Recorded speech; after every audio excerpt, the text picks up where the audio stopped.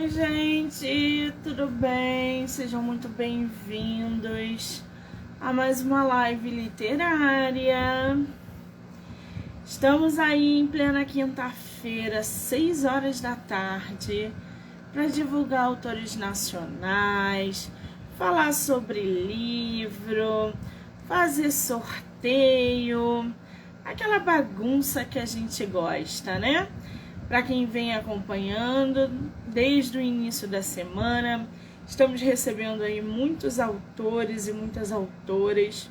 E esse ritmo vai continuar até sexta-feira. Depois a gente dá uma paradinha e só volta segunda-feira, tá?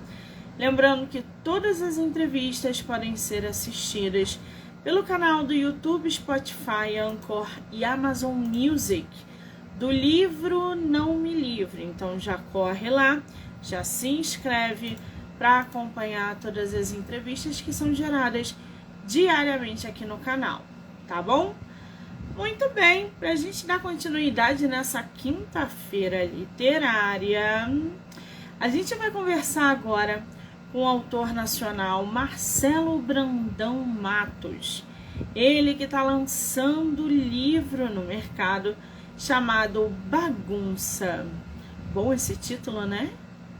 A gente vai poder aí conhecer um pouquinho mais sobre o processo de escrita, personagens, projetos futuros e, claro, fazer sorteio. Então fiquem por aí que o autor super topou fazer sorteio. Vamos ver se ele tá online? Deixa eu ver aqui. Pessoal que está entrando, sejam muito bem-vindos, bem-vindas. Marcelo, querido, vou aceitar aqui o seu...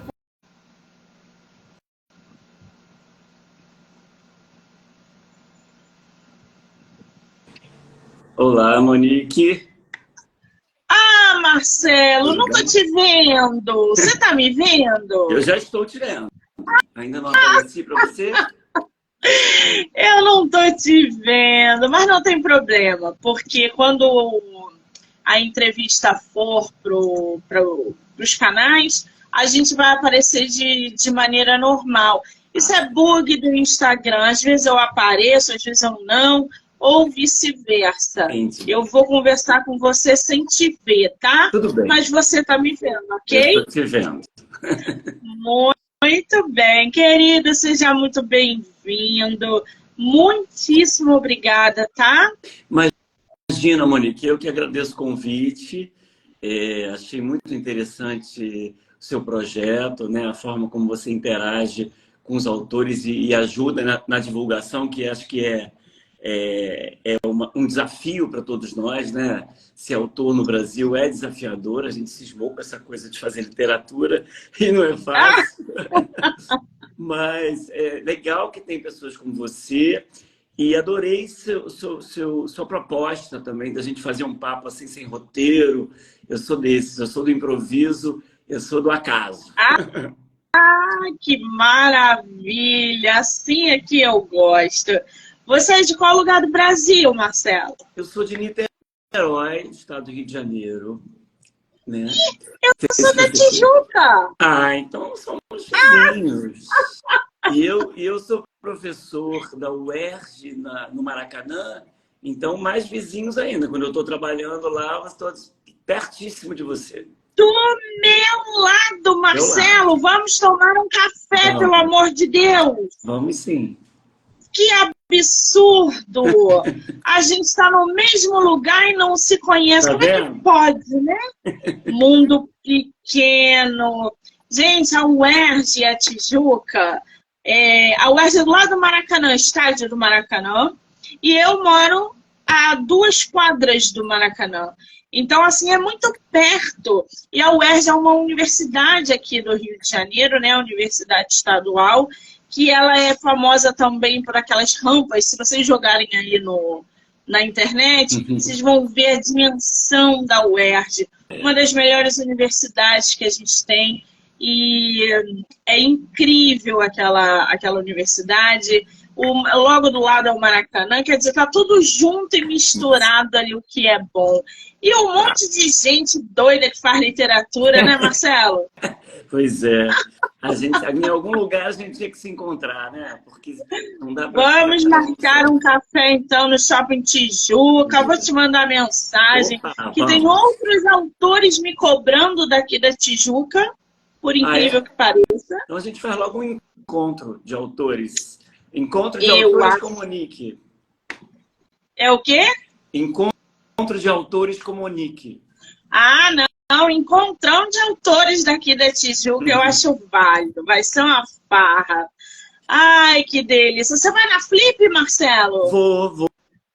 E vou com a minha editora, inclusive. A minha editora, aliás, deixa eu falar dela, né? A editora Patuá, uma editora que eu já admirava muito como leitor, né? E quando eu tive a ideia, quando eu já estava com o meu original pronto e pensei na questão da publicação, que aí é esse desafio também depois, né? O livro passa por etapas, né? Da ideia ao produto final, digamos assim. E, e aí eu pensei em enviar o meu original para editoras que tivessem uma proposta assim de parcerias no sentido de comprar a ideia do autor, sabe? Eu não tenho nada contra aquelas propostas comerciais em que o autor entra como o investidor dele próprio. Não tenho nada contra, Sim. não estou fazendo aqui nenhum julgamento disso. Mas eu, pessoalmente, queria uma editora que me recebesse e que tivesse a vontade de me publicar como investimento dela. Eu acho que eu precisava disso porque eu achava assim que era uma forma de eu me sentir com um aval, sabe? Não sei se acontece com todos os escritores, mas eu tenho um estado assim uma certa tormenta criativa que às vezes me dá uma sensação assim, de eu preciso de alguém que me diga sim. Enfim, e aí estou falando isso tudo para dizer o seguinte, quando a Patuá me aceitou, eu fechei direto, assim, nem pensei duas vezes. Fiquei muito feliz com o processo. O livro é lindo. Posso mostrar o livro? Claro! O livro é Por lindo. favor. Para mim está aparecendo ao contrário. Não sei se sempre aparece assim, mas dá para ver aqui a capa, né? Depois eu posso falar um pouquinho dessa capa. Isso. E, enfim, aí estamos no processo agora de uma outra parceria da editora, que é a parte de divulgação, a parte de comercialização no sentido mesmo de fazer o livro chegar a vários lugares. E aí a Flip, chegando na Flip, né, Monique, dei uma volta, mas a editora teve uma ideia muito legal de fazer uma associação com várias editoras independentes e montar uma casa na Flip, né? Uma casa onde tem uma programação paralela à Flip. Então, eu estarei por lá falando do livro, assinando, autografando o livro. Vai ser um momento muito legal. Muito bem, a gente vai falar um pouco sobre tudo isso que você apontou aí, mas é importante que a Patuá, gente, é uma editora de grande porte, tem nomes importantíssimos dentro da Patuá. Ela está no mercado com um trabalho excepcional com autores dentro e fora do Brasil. Eu acompanho o trabalho da Patuá, sei ali da qualidade que eles promovem através da literatura, com capa, com revisão, com diagramação, com divulgação. E é muito importante esse ponto que você colocou de Monique. Eu não queria ser meu próprio investimento. Eu queria que uma editora pudesse ali abraçar a minha causa. Hoje, o mercado ele é amplo, ele é grande exatamente por editoras que usam o investimento do próprio autor, possibilitando a publicação.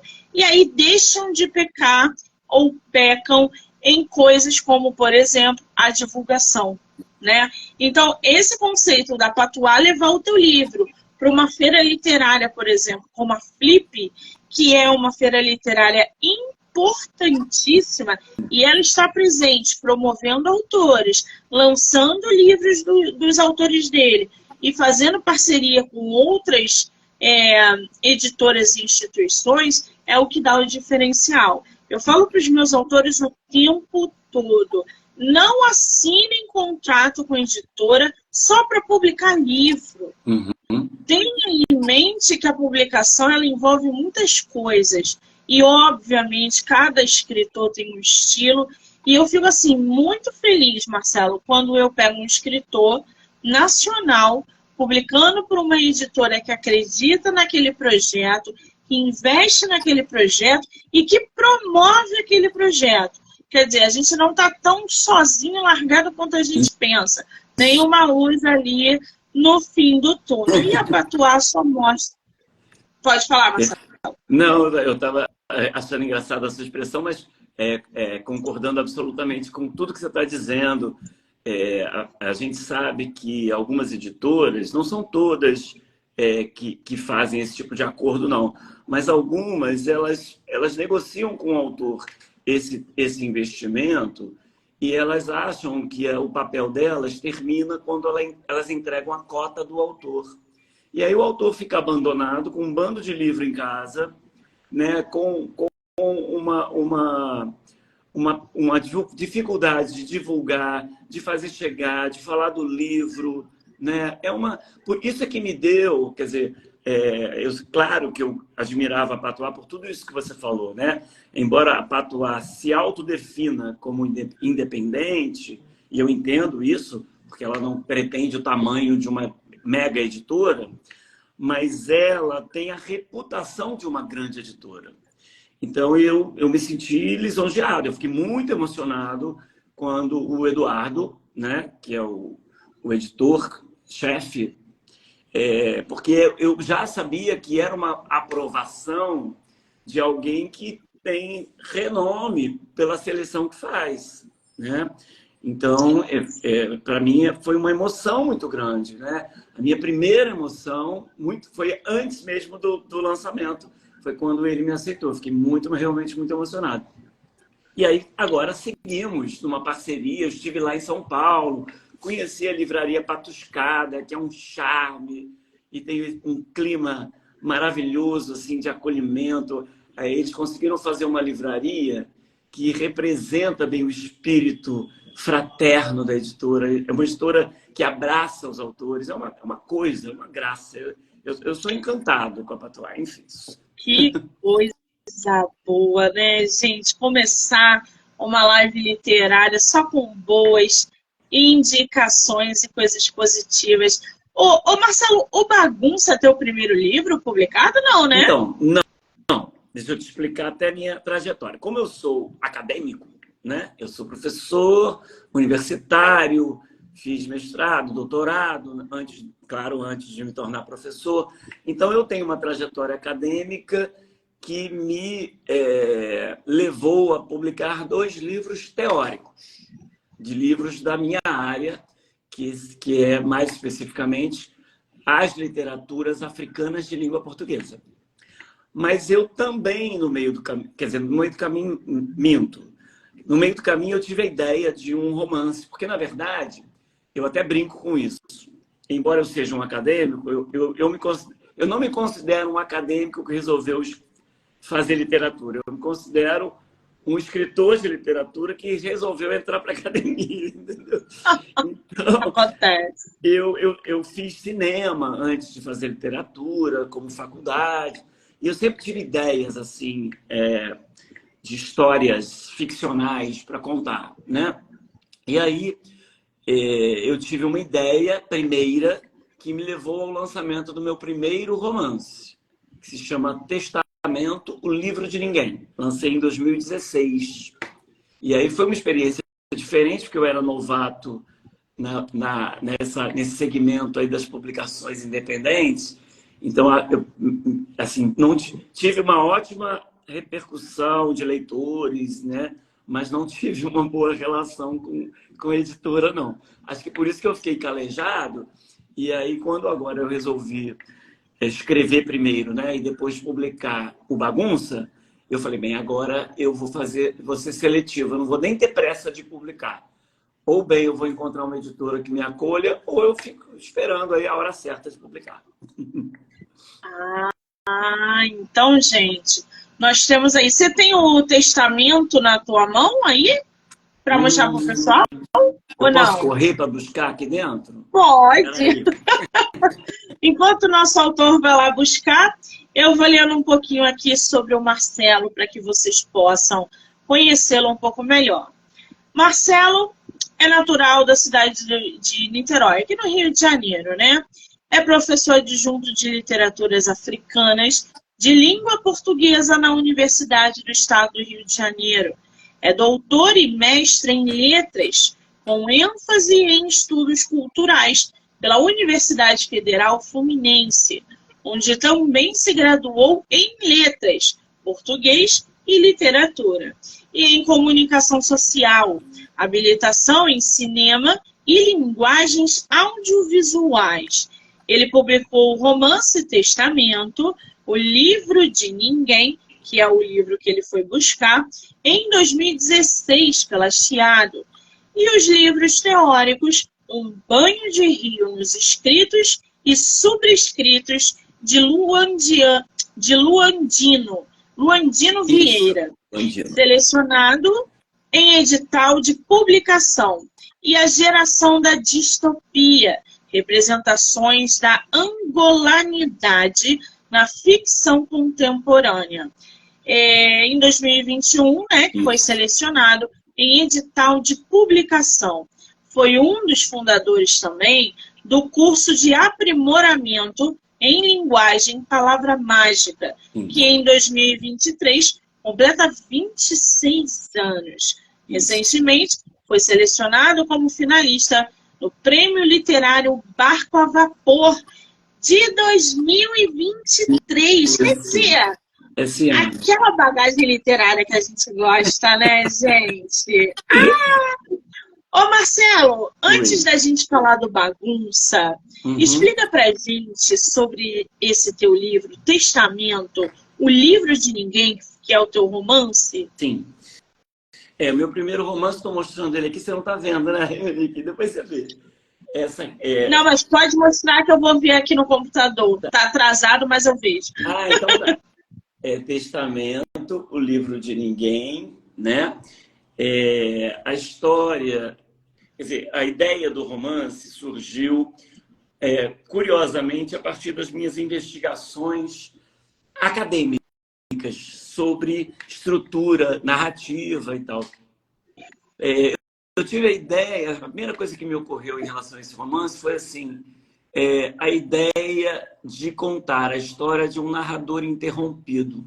Eu imaginei uma estrutura de um romance que inicia e o narrador desaparece. E aí a história dele teria que ser contada por outros narradores, né? Ou personagens narradores que poderiam, cada um a seu modo, completar aquilo que ele não tinha condições de completar. Por isso o livro de Ninguém. Ninguém exatamente é dono do livro, porque o livro é de todos, né? E aí, daí eu fui para pensei, isso foi a primeira ideia. Aí eu pensei, como é que eu vou executar isso, né? Eu disse, bem, no Brasil, para falar de um narrador interrompido, eu acho que eu posso falar de um narrador silenciado por uma ditadura. Então, eu remeti ao período da ditadura militar brasileira e compus um espaço fictício, evidentemente, numa praia do Nordeste brasileiro, em que um pequeno líder ali político de uma aldeia, e que por isso demorou a ser descoberto, ele começa a ensinar sobre cidadania, sobre democracia a um grupo de pessoas, e aí um belo dia ele desaparece. E aí as pessoas da aldeia vão contando, cada uma num determinado capítulo, sobre a vida deste sujeito a partir de um ponto. Então a história vai passando de narrador para narrador, né? E cada um vai esclarecendo um ponto, até que, evidentemente, que no final, eu não vou dizer, mas no final se explica a razão e a autoria da morte dele. Entendeu? Nossa, e esse livro está disponível para quem quiser comprar ou não? Está disponível, eu até já o vi recentemente na livraria Blux, que você deve conhecer. Na livraria Blux, que tem em Niterói, tem em Botafogo, acredito que tem em outros lugares, mas eu acho que a forma mais fácil, quer dizer, a editora continua distribuindo ele nos canais digitais, né?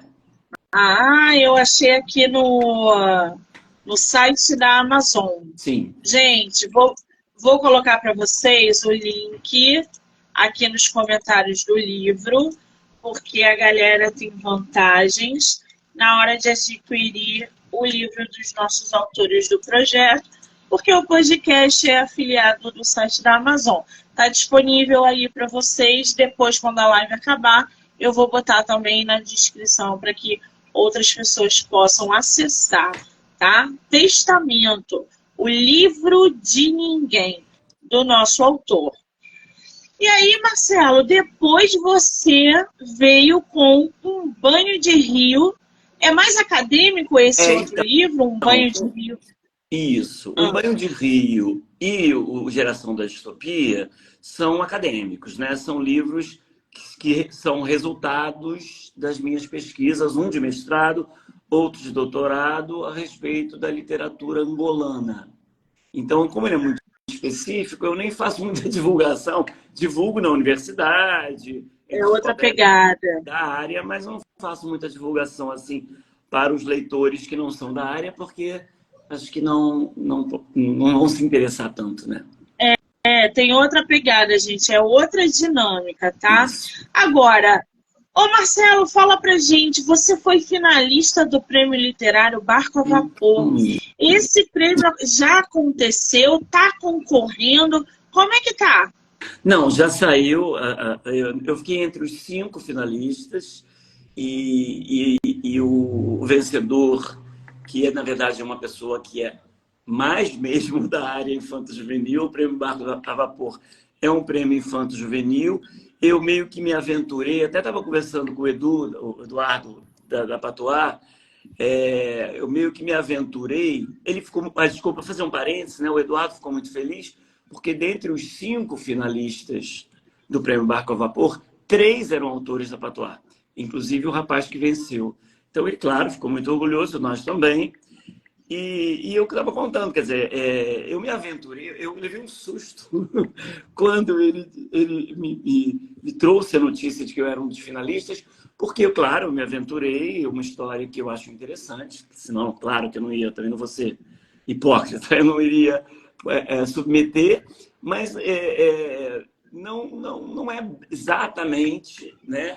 Não, pelo menos até então, não é exatamente o meu segmento, é uma história interessante, assim, de uma mulher também nordestina, pescadora, né?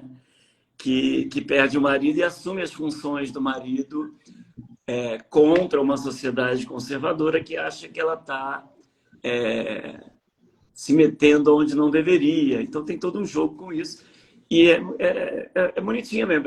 E aí tive essa surpresa, mas honestamente eu não imaginei que fosse vencer, não. E, de fato, o prêmio foi... Eu esqueci o nome dele. O prêmio foi para um rapaz que é já um autor mais experimentado neste segmento infanto-juvenil. Que bacana. Qual foi o livro que concorreu, o teu?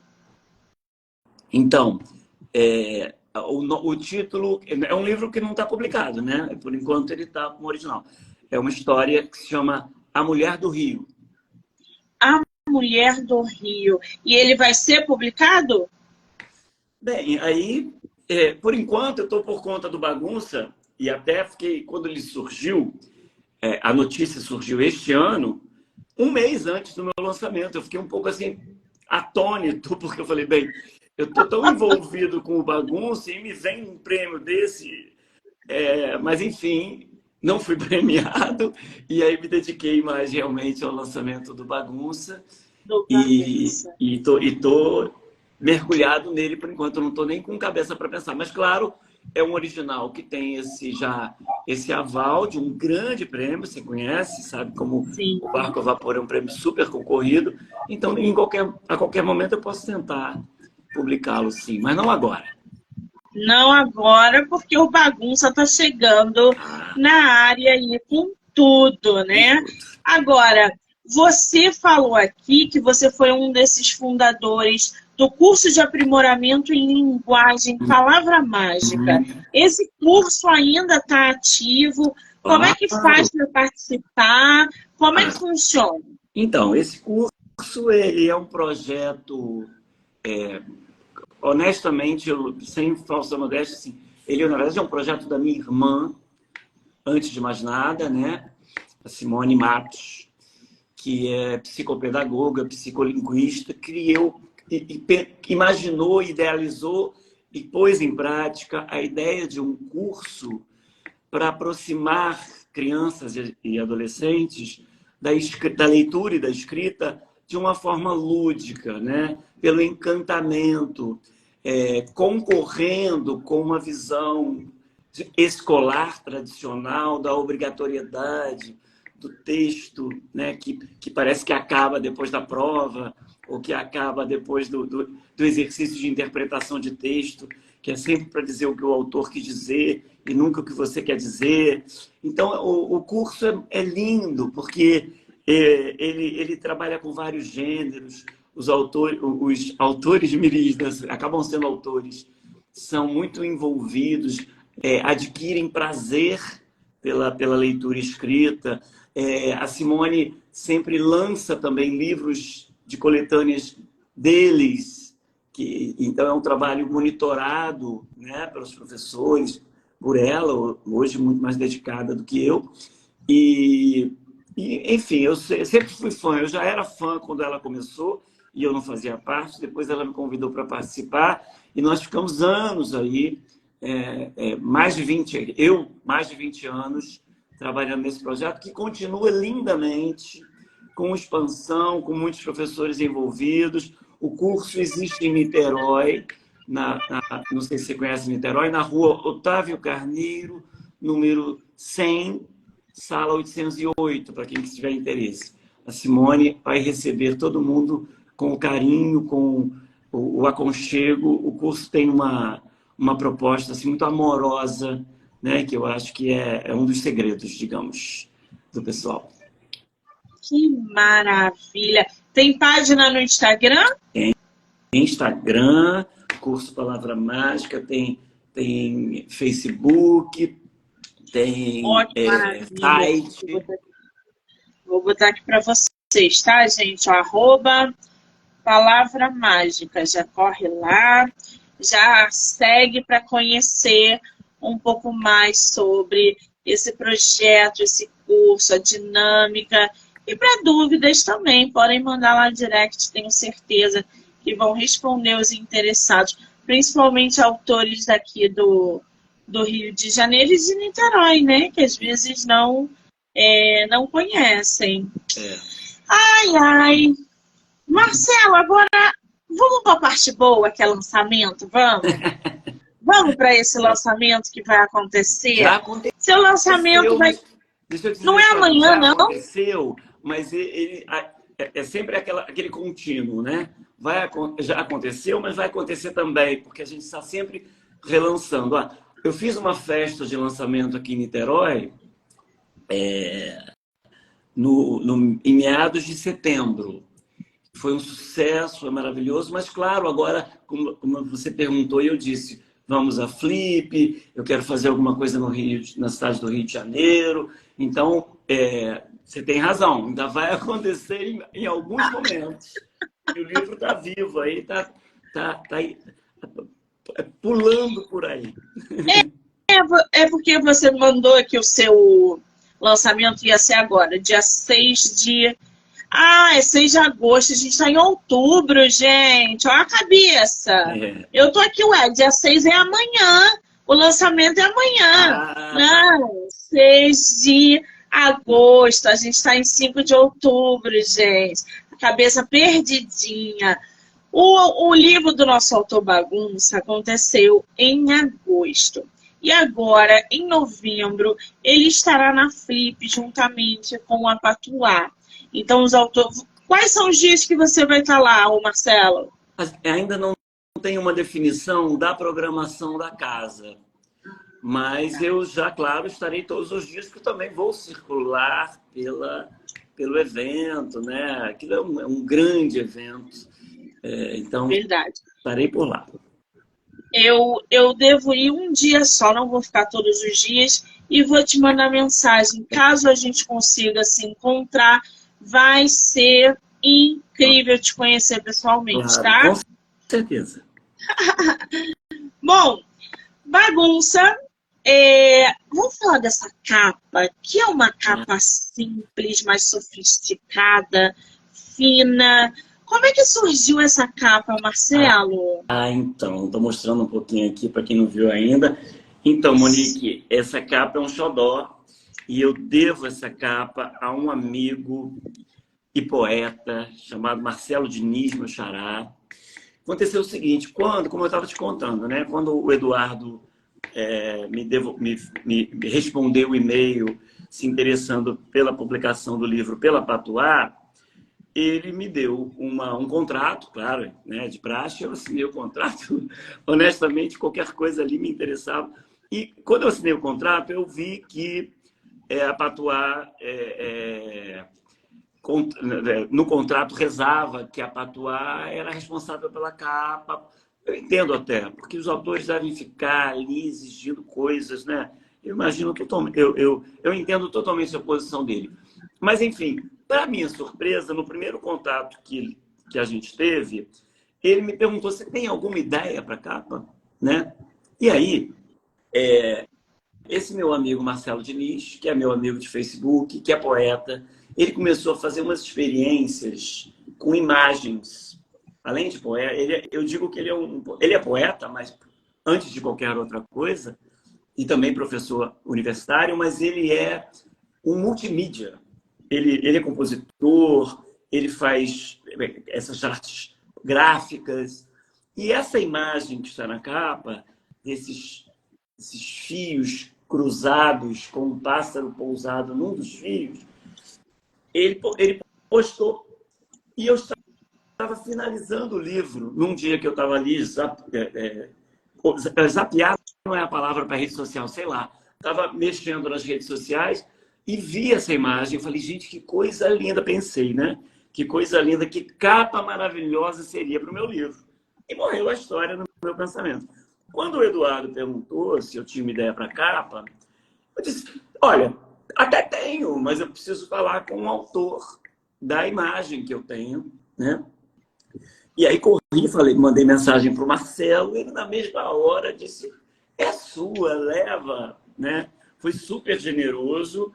E aí, quando eu mandei para o Eduardo, todo mundo lá amou também. E, claro, a pessoa, a capista lá, a pessoa responsável, também fez um belo trabalho, porque, às vezes, uma imagem bonita não resulta numa capa bonita. Então, foi assim, foi uma cooperação, né? Foram muitas mãos generosas e talentosas produzindo esta capa incrível, que eu acho que tem tudo a ver com o que eu queria dizer também, porque ao mesmo tempo que ela tem essa bagunça desses fios eletrônicos trançados, né, que é uma imagem tão brasileira, ela tem um passarinho ali sinalizando um voo, né, acima de todas essas coisas. É muito comum, né, a gente abrir a janela e dar de cara com esses fios trançados e um pássaro, um pombo, um bem-te-vi, algum bichinho ali apoiado, sentado, admirando também a vista, né? Aqui na minha janela. Por isso que quando eu olhei a tua cara, eu falei, nossa, essa imagem é tão cotidiana, né? A gente se depara com essa imagem quase que diariamente, é só olhar para cima ou abrir a janela. Ficou realmente muito boa essa capa. Agora, ô Marcelo, como é que surgiu Bagunça? Porque esse nome Bagunça é maravilhoso. Como é que surgiu esse nome? Então, Monique, foi muito interessante e eu preciso dizer que foi em etapas. Foi em etapas.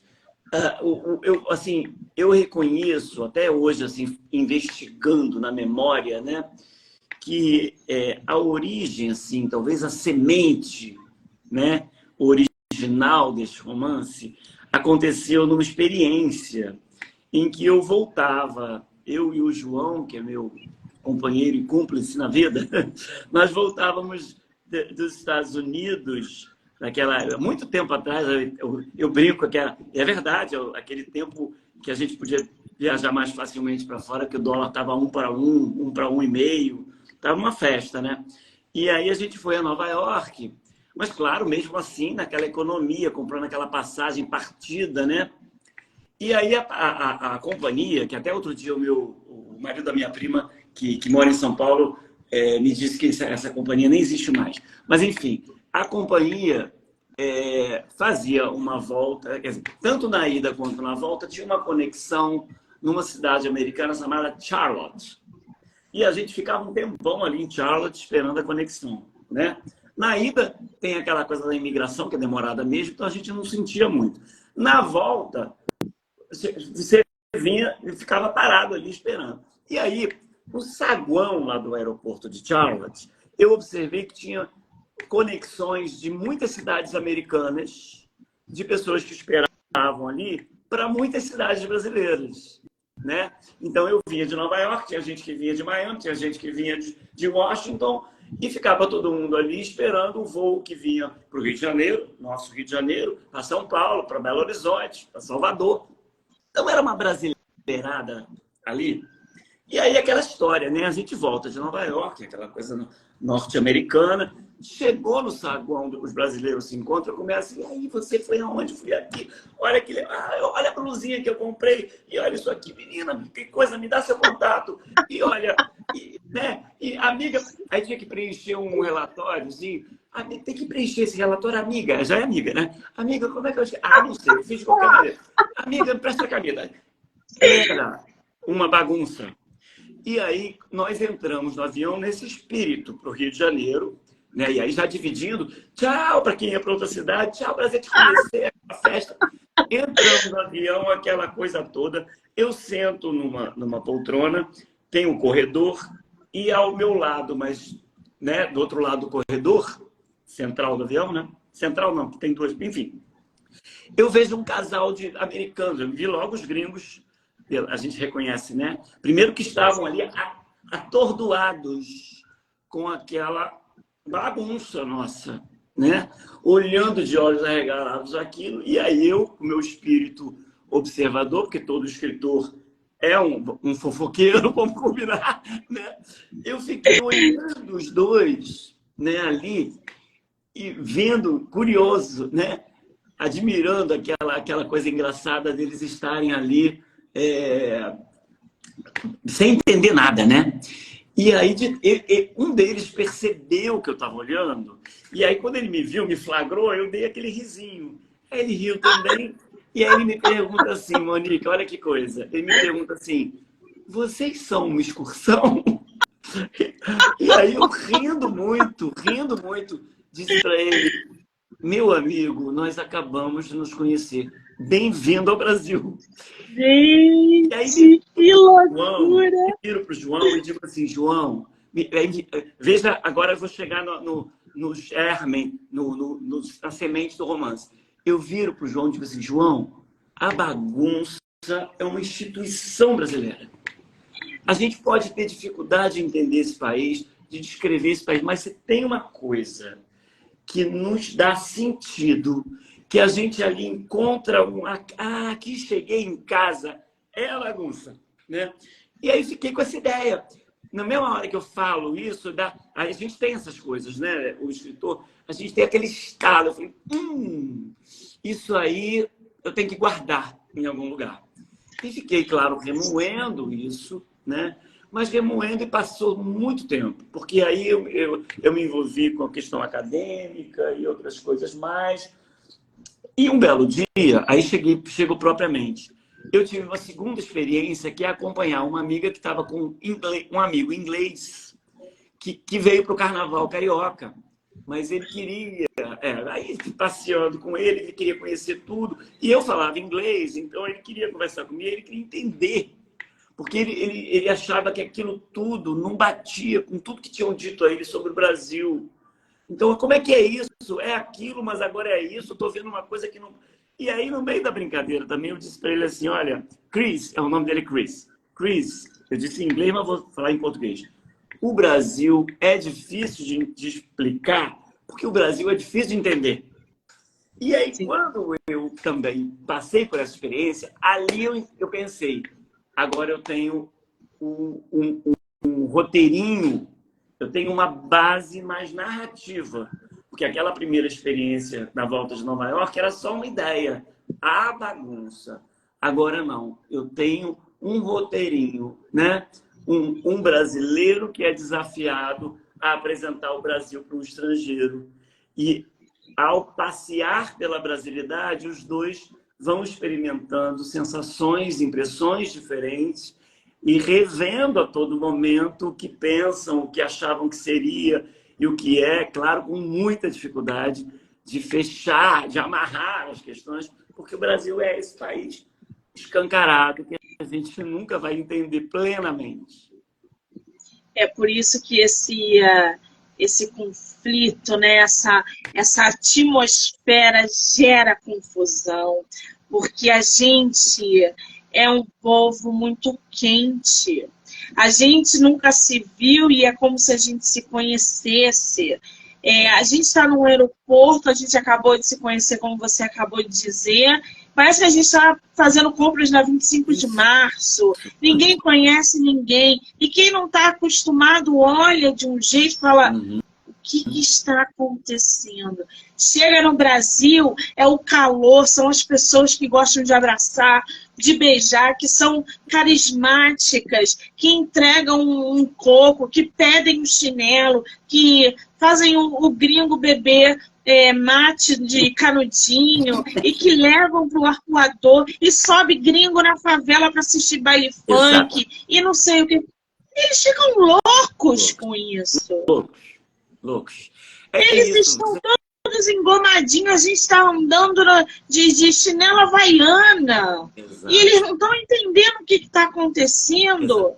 Então, assim, é incrível esse choque cultural e não é só cultural. Eu acho que é humano também. Você pegar um gringo que você nunca viu na vida, é seu amigo, e você, bem-vindo, e nananã, eles ficam enlouquecidos. Exato. Você sabe, você está descrevendo isso, né? Esse livro partiu também, claro, dessas impressões, dessas ideias, né? Originais, assim, esses pontos, essas fagulhas que a gente vai tendo, criativas, né? Evidentemente. Mas também partiu de um desejo de falar de um Brasil que eu acho que vale a pena, sabe? A gente também tem uma tradição assim, muito crítica, a gente tem muito problema, a gente tem, né, a gente já passou por muita crise, a gente tem, enfim. Mas me deu uma vontade de falar de um Brasil um pouco mais de um coração brasileiro que sobrevive a tudo isso, né? Que tá, as coisas podem acontecer acima de nós, contra nós, mas a gente segue a luta, a gente segue se amando, a gente segue sambando, a gente segue cantando. Então era desse Brasil que eu queria falar. Eu acho que o livro tem eu diria que o livro tem uma pegada meio neorromântica nesse aspecto. Eu queria trazer de novo um Brasil que eu acho que precisa ser visto também, sabe? Para a gente voltar a acreditar e para seguir mais forte, entende? Então, isso me impulsionou muito na escrita. Eu escrevi, foi um processo muito amoroso, isso que eu quero dizer, sabe? Eu imagino. Agora, dentre tantos exemplos, né, do que você está falando, de a gente está diariamente enfrentando conflitos, dificuldades, a gente vê isso no nosso dia a dia e a mídia bate em cima também. Vocês querem ver um exemplo de como, por exemplo, o carioca se porta numa determinada situação de risco e que ninguém jamais vai conseguir entender? Outro dia não, já deve ter mais de um ano isso. Na Lapa, aqui no Rio de Janeiro, começou um confronto. Eu não sei o que houve. E um bar foi fechado. As pessoas ficaram do lado de dentro, eu acho que era um sequestro, a polícia foi chamada e tudo televisionado.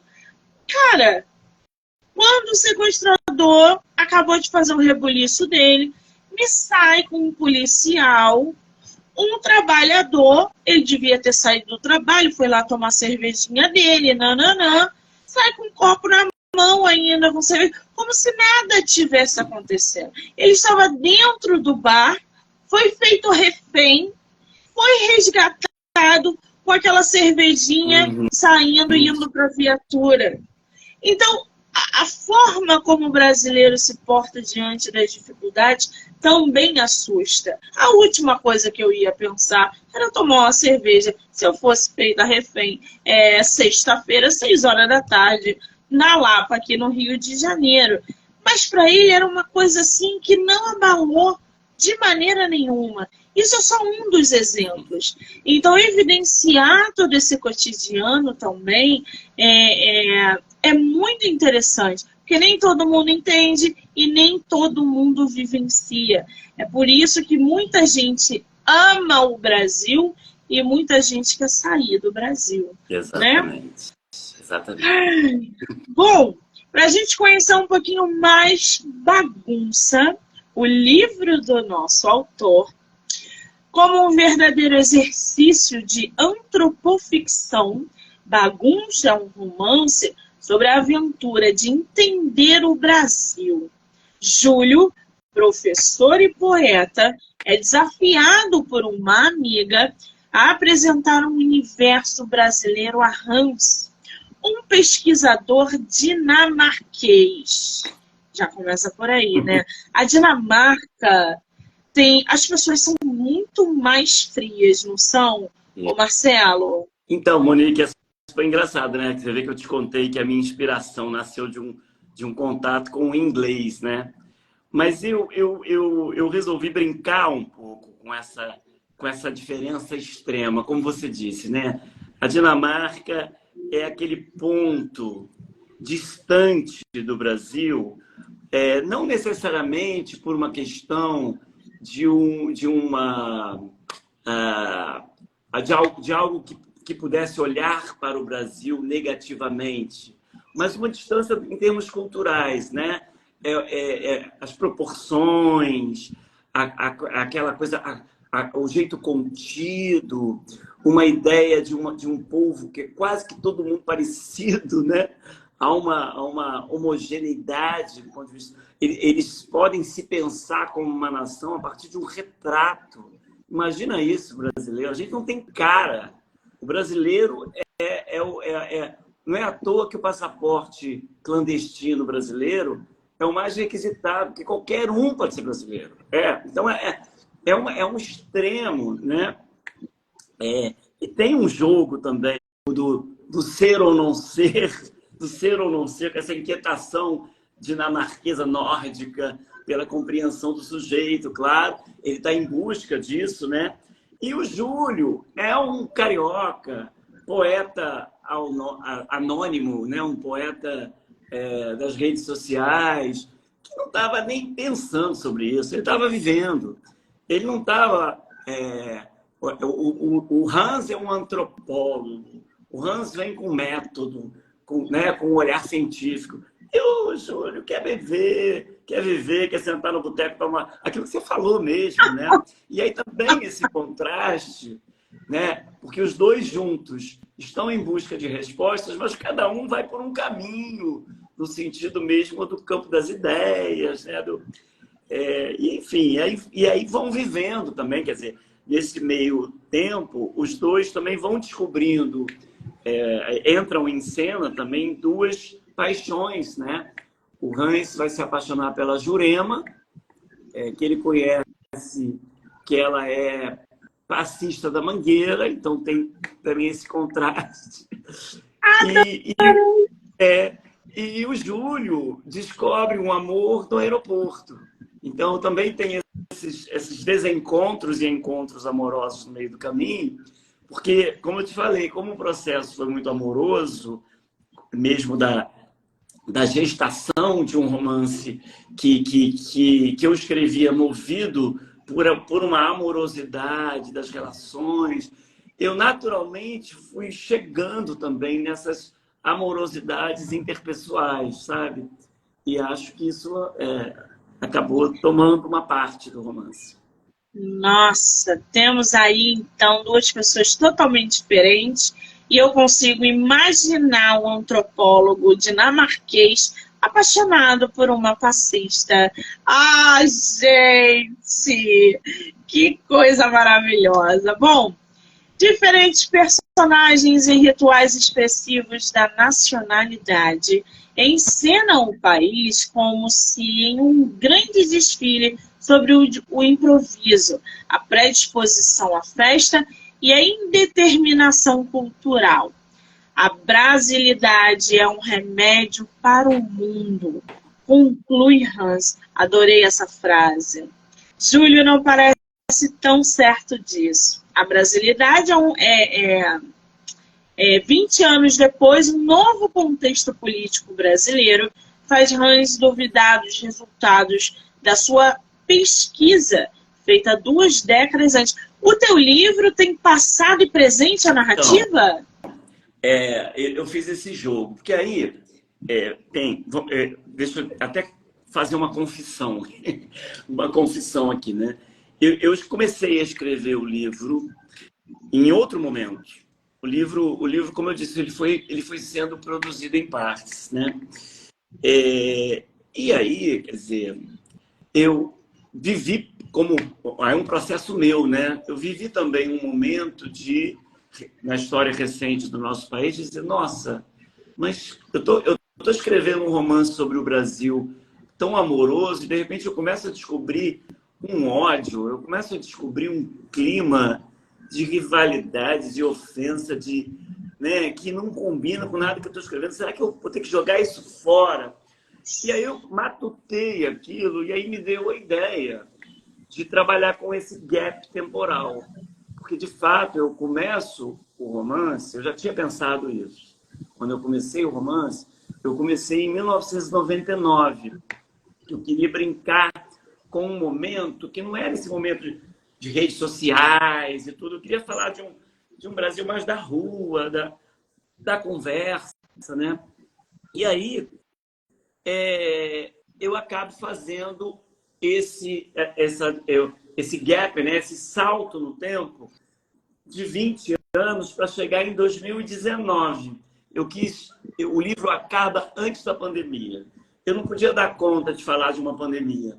Era uma coisa que não cabia na narrativa. Então, o livro termina antes da pandemia e tem isso que você acaba de ler, quer dizer, um outro momento de entendimento, né, que se traduz por uma pergunta que um belo dia o Hans vai fazer para o Júlio, que é assim, aonde foi parar aquele país que você me apresentou?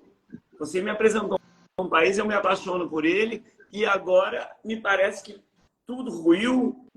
Então, assim, aí é uma outra, uma retomada de respostas, né? Mas eu não vou dar muito spoiler, mas eu posso antecipar que o livro tem um otimismo sempre. Ele não faz dessa segunda fase um momento de desencanto e de desconstrução absoluta dessa primeira fase, como eu disse, amorosa, não. Né? Ele tem aquele baque, mas há uma reconstituição do sonho, né? Há um entendimento de que ainda há um Brasil pelo qual se deva lutar.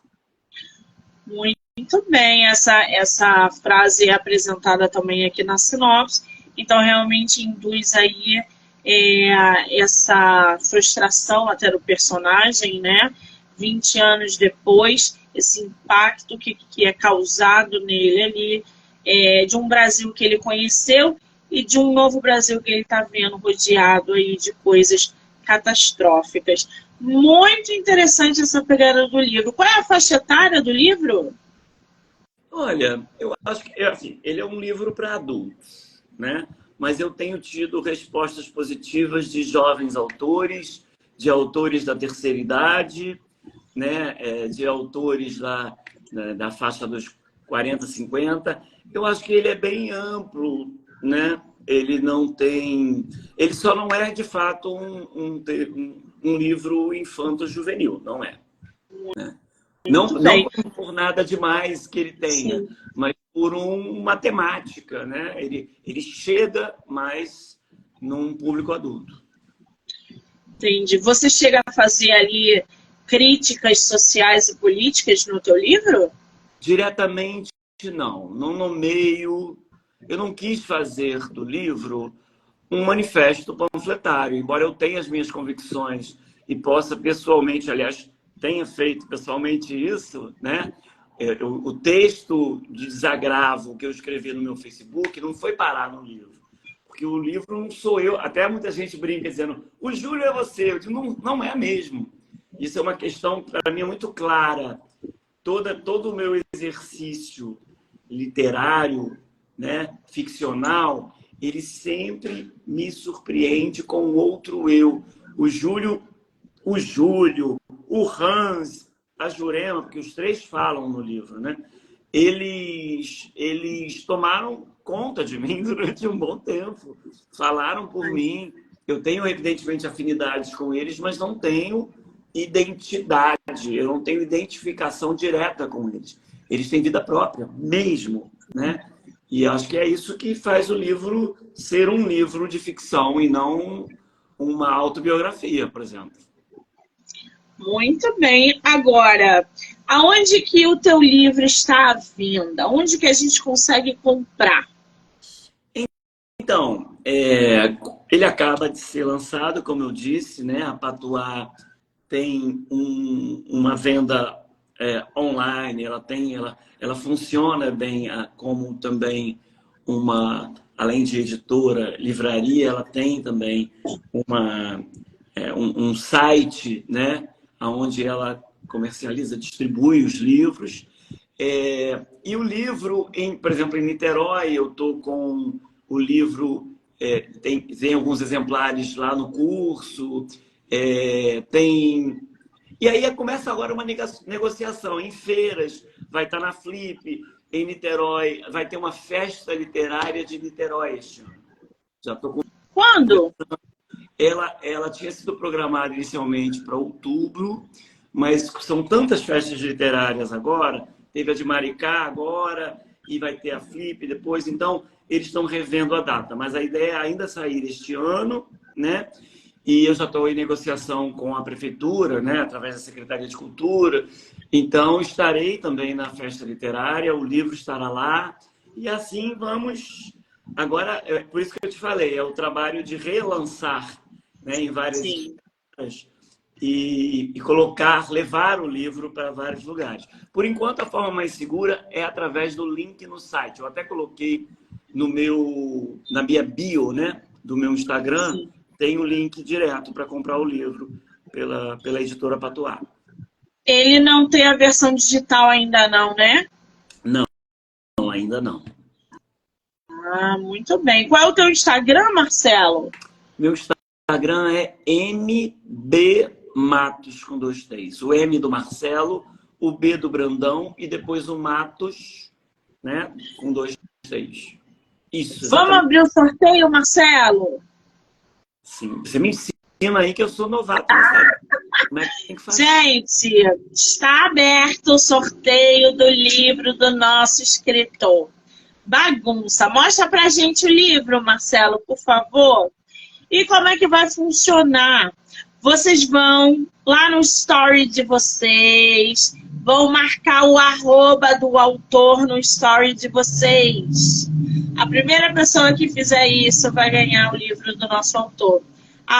@mbmatos, com 2 T's. Quando a live acabar, ele vai ver quem foi a primeira pessoa que marcou e vai entregar para vocês. Vai enviar para vocês, para o ganhador ou para a ganhadora, tá, gente? Então já marca ele lá no story, @mbmatos com 2 T's. Pode ser assim, Marcelo? Perfeito. Tá ótimo, você que manda. Muito bem, lembrando que eu vou marcar o Marcelo aqui como um colaborador. Vocês vão poder assistir no Instagram dele, no meu, e em todas as plataformas do podcast do Livro Não Me Livro, canal do YouTube, Spotify, Anchor e Amazon Music. Marcelo, eu adorei conhecer você. Eu também. Foi recíproco. Você é espetaculoso. Eu espero conhecê-lo em Paraty, para a gente trocar figurinha. Se não for em Paraty, quando você estiver na UERJ, mande mensagem. A UERJ é do meu lado, a gente toma um cafezinho ali, nem que seja para eu comprar com você o seu bagunço autografado, que eu vou adorar recebê-lo autografado. Mas se não, eu vou comprar com você lá em Paraty. Faço questão, que eu tô doida para ler esse livro. E te desejar, assim, sucesso. Sempre, sempre. Volte sempre que você quiser. Obrigada, tá? Muito obrigado. Obrigado a você. Adorei a entrevista. Eu acho que tem exatamente o espírito daquilo que você propôs e que eu elogiei tanto no início, né? Uma entrevista que é uma conversa que flui, que é esse papo também. Não teria sentido a gente falar de bagunça e fazer uma coisa toda estruturadinha que não tivesse possibilidade para o improviso, né? Foi uma entrevista bem brasileira. Que delícia! Quero agradecer a todo mundo que entrou, que saiu, que vai assistir depois. Eu já volto com mais bate-papo literário. Marcelo, um beijo, amor, obrigada. Beijo, muito obrigado. Tchau, tchau para todo mundo.